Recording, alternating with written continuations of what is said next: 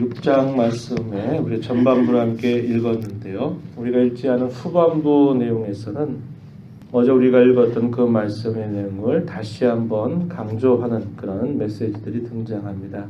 하나님의 계명을 지키는 자리는 항상 우리의 겉모습이 아니라 마음에 있다 그랬습니다. 우리의 마음이 하나님을 알고 그분의 사랑을 기억하고 구원받은 그분의 자녀임을 기억해서 구원받은 자다운 그런 감격과 기쁨을 갖고 그 계명을 즐겨 행하려고 하는 그 마음으로부터 우리는 하나님의 말씀, 그분의 계명을 지키는 자세를 가져야 된다. 이렇게 이야기해주고 있습니다. 21절에서 이렇게 표현해요.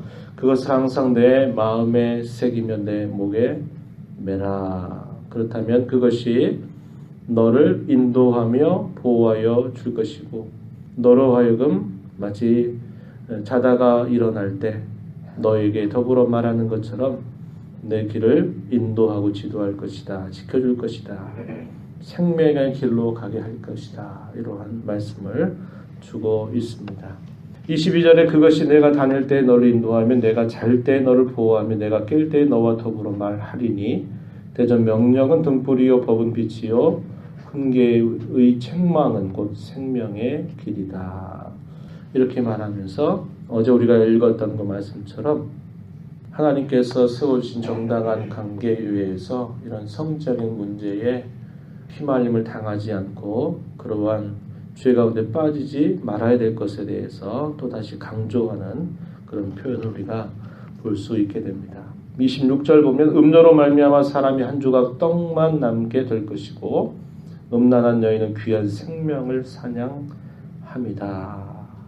32절 가서 보면 여인과 간음하는 자는 무지한 자라 이것을 행하는 자는 자기의 영혼을 망하게 하며 상함과 능욕을 받고 부끄러움을 실 수 없게 된다.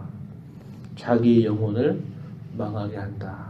단순히 자신의 인생만 망하게 하는 게 아니라 자기의 영혼을 망하게 하는 일이다. 이렇게 말하면서 이 부분에 관해 다시 한번 강조하는 말씀이 주어집니다. 우리가 함께 읽은 1절부터 19절 내용에서는 우리가 이 땅에서 흔히 만날 수 있는 여러 가지 일들에 대한 지혜로운 자의 삶이 어떤가 하는 것에 관하여 몇 가지 교훈을 더해주고 있는데요. 1절부터 5절 내용에서는 보증에 관한 그런 경고, 그것을 전달해주고 있습니다.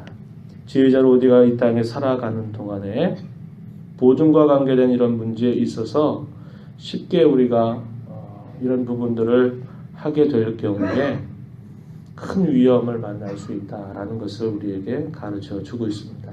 경제적인 부담을 이행할 만한 그런 능력이나 실력이 없는데도 금전거래 문제에 있어서 이렇게 내가 쉽게 보증을 하는 이런 일들은 아주 그릇된 모험을 하는 것과 비슷한 일입니다. 2절 말씀에 보면 내 입에 말로 내가 얽혔다 이런 면을 쓰고 있고요. 내 입의 말로 인하여 잡히게 된다. 3절에서는 내 이웃의 손에 빠졌다 이렇게 표현하면서 우리가 이 땅에 살면서 이런 물질적인 이런 거래 문제에 있어서 대단히 신중하고 조심해야 될 것에 관해서 이야기해주고 있는 것입니다. 늘 우리가 인생 살면서 쉽게 이런 일에 빠져들게 되면 대단히 많은 그런 피해를 결국 갖게 되고 사람과의 관계도 다 망가지고 하는 그런 일들을 우리는 경험할 수 있는 것입니다. 그래서 이런 문제에 관한 한 늘 조심하고 조심하는 자세를 가져야만 된다. 이것에 관하여 이야기하고요. 6절부터 11절 내용에서는 게으름에 대해서 경고하는 메시지를 전달해 줍니다. 우리가 이 땅에서 성도답게 지혜로운 자로 이 땅을 살아가는 데 있어서 대단히 조심해야 될 것은 게으름이다. 이런 것을 우리에게 알려주고 있습니다. 6절 말씀에 게으른 자여 계미에게 가서 그가 한 것을 보고 지혜를 얻으라. 계미에 빗대어서 그 계미의 부지런한 듯한 그런 모습을 이야기하면서 그에게서 가서 배우라는 겁니다. 게으름을 멀리 하라는 것이에요. 7절에 계민은 두령도 없고 감독자도 없고 통치자도 없으되 먹을 것을 여름 동안에 예비하며 추수 때 양식을 모은다. 9절에 게으른 자여 내가 어느 때까지 누워 있겠느냐, 내가 어느 때에 잠이 깨어 일어나겠느냐. 좀 더 자자, 좀 더 졸자, 손을 모으고 좀 더 누워 있자 하면 내 빈궁이 강도같이 오며 내 군핍이 군사같이 이르게 될 것이다. 이것은 일반적으로 우리가 살아가고 있는 이런 모든 우리의 인생 걸음에서 흔히 볼 수 있는 그런 모습이기도 하고요.